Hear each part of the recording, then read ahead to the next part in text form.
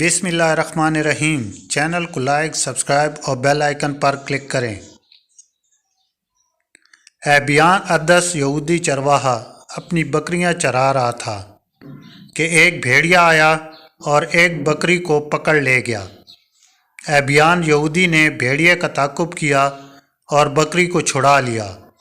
بھیڑیا ایک ٹیلے پر چڑھ کر بیٹھ گیا اور انسان کی طرح بولنے لگا، ایبیان میری قسمت کا رزق چھین لیا۔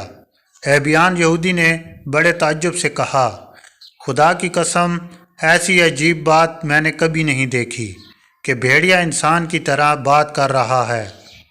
بھیڑیا نے کہا، زیادہ تعجب کی بات تو یہ ہے کہ نبی آخر زماں مدینہ میں جلوہ گر ہیں اور تم سب کو دین حق کی دعوت دے رہے ہیں اور تم غافل ہو۔ یہ سن کر ایبیان یہودی نے کہا، اگر میں اسی وقت نبی آخر زماں کی خدمت میں چلا جاؤں تو میری بکریوں کی حفاظت کون کرے گا؟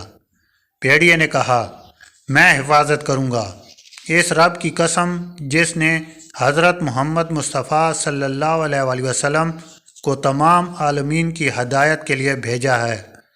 میں ان پر ایمان لایا ہوں، میری خوراک جو تو مقرر کرے گا اس سے زیادہ نہ کھاؤں گا۔ پس ایبیان یہودی اپنی بکریوں کو بھیڑیے کی نگرانی میں دے کر رسول اللہ صلی اللہ علیہ وآلہ وسلم کی خدمت میں حاضر ہوا۔ آپ صلی اللہ علیہ وآلہ وسلم نے ایبیان یہودی کو دیکھتے ہی فرمایا، ایبیان بھیڑیا اپنا وعدہ پورا کر رہا ہے۔ چنانچہ ایبیان فوراً مسلمان ہو گیا۔ سبحان اللہ۔